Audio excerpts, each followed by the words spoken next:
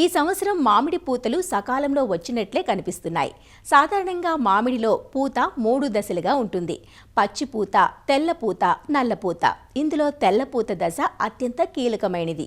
పూత దశలోని మామిడిని పలు రకాల చీడపీడలు, ముఖ్యంగా తేనె మంచు, తామర పురుగులు వంటి రసం పీల్చు పురుగులు ఆశించి నష్టం కలిగిస్తుంటాయి. వీటిని గుర్తించి ముందు నుంచే జాగ్రత్త చర్యలు చేపట్టాల్సి ఉంటుంది. సాధారణంగా మామిడిలో 1000కి 2 పూలు మాత్రమే కాయలుగా మారతాయి. కాబట్టి పూత రాలిపోతుంది అని రైతులు ఆందోళన చెందాల్సిన అవసరం లేదు. సహజంగానే కొంత పూత రాలుతుంది. అలానే ఈ సమయంలో మామిడికి నీరు ఎప్పుడు పెట్టాలి అనే సందేహం ఉంటుంది. మామిడి పూత పిందె దశలో తీసుకోవాల్సిన జాగ్రత్తలు, నీటి యాజమాన్య పద్ధతులను సంగారెడ్డి ఫల పరిశోధన స్థానం సీనియర్ శాస్త్రవేత్త అధిపతి డాక్టర్ సుచిత్ర నుంచి తెలుసుకుందాం. ప్రస్తుతం మామిడి పూత దశలో ఉంది.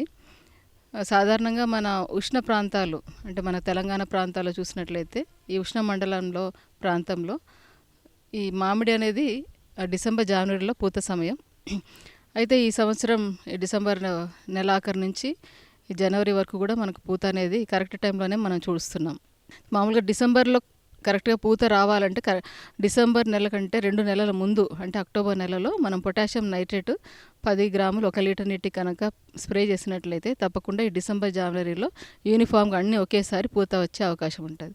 ప్రస్తుతం లేట్ వెరైటీస్ అంటే ఆలస్యంగా పూతకొచ్చే రకాలైనటువంటి బంగన్పల్లి రకాలు ఇప్పుడే పూత ప్రారంభించడం జరిగింది. సో దశేరి కూడా మనకి ఇప్పుడిప్పుడే పూత రావడం అనేది కనిపిస్తుంది. సో పూత దశలో మళ్ళీ 3 రకాలుగా ఉంటాయి. పచ్చిపూత దశ, తెల్లపూత దశ, నల్లపూత దశ. అయితే పచ్చిపూత దశ అన్నప్పుడు అంటే మొగ్గ అంటే విచ్చుకోకుండా మొగ్గ దశలో ఉంటుంది. సో పూగుత్తి అనేది పచ్చిగా ఉంటుంది. సో ఈ సమయంలో పూతకి ఆశించే తెగుళ్ళు, చీడలు వీటన్నిటిని మనం ముందుగానే ఈ దశలో కొట్టుకున్నట్లయితే, పిచికారీ చేసుకున్నట్లయితే మ్యాక్సిమం మనం ఈ పంటను అనేది మనం కాపాడుకోవచ్చు.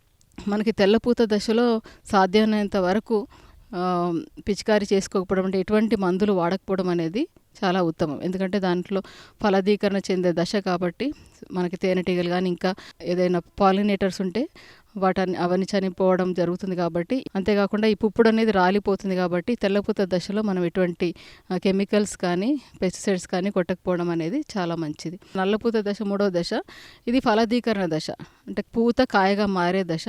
సో ఈ దశ మనకి చాలా ఇంపార్టెంట్. అంటే మనకి పూగుత్తిలో 1500 నుంచి 4000 వరకు పూత ఉంటుంది. సో ఇందులో పూత అంతా రాలిపోతుంది. కేవలం 1% నుంచి 2% వరకే దీనికి ఫలదీకరణ అనేది జరుగుతుంది. ఎందుకంటే ఇవి మాత్రమే కేవలం ఆడపూలు కాబట్టి మిగతా పూలన్నీ మగ పూలన్నీ రాలిపోవడం అనేది జరుగుతుంది. 1%, 2% ఉంటాయో అవి ఫలదీకరణ చెందినప్పటికీ సో ఈ ఫలం కాయగా మారడం, సో కాయ నిలబడడం అనేది కేవలం ఒక పూగుత్తికి మనకి కేవలం 2 కానీ 3 కానీ కొన్ని రకాల్లో అయితే కేవలం 1 మాత్రమే కనిపిస్తుంది. మల్లిక లాంటి రకాలకైతే 4 నుంచి 5 కాయలు ఒక పూగుత్తికి మనకు కనిపిస్తుంది. సో బంగనపల్లి లాంటి రకాలకైతే కేవలం 1 కాయ మాత్రమే ఒక పూగుత్తికి మనకు కనిపిస్తుంది. అయితే పూత కాయగా మారిన తర్వాత సెట్ అయినప్పుడు రాలిపోకుండా అంటే పూత రాలడము, పిందె రాలడం అనేది చాలా వరకు మనం గమనిస్తూ ఉంటాము. ఇది రాలకుండా ఉండడానికి ప్లానఫిక్స్ అనేది 1 గ్రాము 4.5 లీటర్ నీటికి కలిపి మనం పిచికారీ చేసుకున్నట్లయితే ఈ పూత రాలడము, ఈ కాత రాలడం అనేది మనం తగ్గించుకోవచ్చు. సో కాయ పిందెగా మారిన తర్వాత సమస్య ఏంటంటే మీలీబగ్స్ అంటే పిండి నల్లి. సో ఈ నల్లి వచ్చినప్పుడు ఈ నల్లి రసం పీల్చడం వలన నష్టపరుస్తుంది. అంతేకాకుండా దాని నుంచి వచ్చే ఒక పేనుబంక లాంటి పదార్థం రావడం, ఇలాంటి నష్టాలు అనేది మనకు అనిపిస్తుంది. అయితే ఈ యొక్క పిండి నల్లిని నివారించుకోవడానికి మనం మామూలుగా డిసెంబర్లోనే ఈ మొక్క చుట్టూ ఇది కార్బోఫిరాన్ గ్రాన్యూల్స్ ఒక 5 గ్రాములు ఒక చెట్టుకి మనం చల్లుకున్నట్లయితే ఈ గుడ్లు అనేవి చిన్న పిల్లలుగా మారి పైకి ఎక్కకుండా చిన్న పిల్లల దశలోనే చంపడానికి అవకాశం ఉంటుంది. ఒకవేళ కాయ దశలో మనకి మీలీబగ్స్ కనిపించినట్లయితే క్లోరోపైరిఫాస్ అనే మందు 2 మిల్లీలీటర్లు 1 నీటికి కలిపి మనం పిచికారీ చేసుకోవచ్చు. సెమీలూపస్ అనే లద్దె పురుగులు ఇవన్నీ కనిపించినట్లయితే మనకి థయామిథాక్సిమ్ అనే బ్రాడ్ స్పెక్ట్రమ్ మందుని 0.5 గ్రాములు 1 లీటర్ నీటికి కలిపి మనం పిచికారీ చేసుకోవచ్చు. దీని తర్వాత కాయ కట్టిన తర్వాత కాయ ఒక నిమ్మకాయ సైజు ఉన్నప్పుడు నుంచి అంటే కాయ కట్టిన దగ్గర నుంచి మన నీటి యాజమాన్యం అనేది చాలా ముఖ్యం. ఈ జనవరి 15వ తారీఖు నుంచి నీటి యాజమాన్యం మనం తప్పకుండా చేపట్టాలి. ఇప్పుడు డ్రిప్ పద్ధతిలో మనం చేసుకున్నట్లయితే సో రోజుకి 2 నుంచి 3 గంటల వరకు నీరు అనేది మనం పెట్టాలి. డ్రిప్ లేని వారైతే ప్రతి 15 రోజులకు ఒకసారి, అంటే నేల తేమను బట్టి, నేల రకాన్ని బట్టి మనం ప్రతి 15 రోజులకు ఒకసారి నీరు అనేది సమృద్ధిగా ఇచ్చుకోవాలి. ఒకవేళ వారం దగ్గరగా తడులు పెట్టినట్లయితే కాయలో నుంచి గమ్ అనేది పదార్థం బయటికి రావడం, సో కాయ మార్కెట్ వాల్యూ అనేది తగ్గిపోవడం అనేది జరుగుతుంది. కాయ కోత దశ 20 రోజుల వంటి ముందు వరకు మనం పెట్టినట్లయితే దాని తర్వాత తప్పకుండా నీటి యాజమాన్యం అనేది ఆపాలి.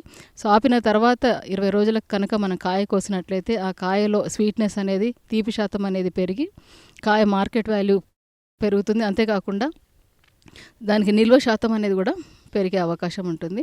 సో ఈ పూత దశ నుంచి కాత దశ వరకు చాలా ముఖ్యమైన దశలు నీటి యాజమాన్యం, ఎరువుల యాజమాన్యం, అలాగే హార్మోన్ మేనేజ్మెంట్, ఇవన్నీ కూడా చాలా ముఖ్యం. సో ఎరువులు చూసుకున్నట్లయితే పింద దశలో మనము ఈ పొటాషియం నైట్రేట్ అనే మందుని మనం 10 గ్రాములు 1 లీటర్ నీటి కలిపి మనం పిచికారీ చేసుకోవచ్చు. అలాగే సో 3వ వంతు అయిన రికమెండెడ్ ఫర్టిలైజర్స్ అది మనం ఈ దశలో వేసుకున్నట్లయితే సో కాయ బలంగా ఊరడం అనేది జరుగుతుంది.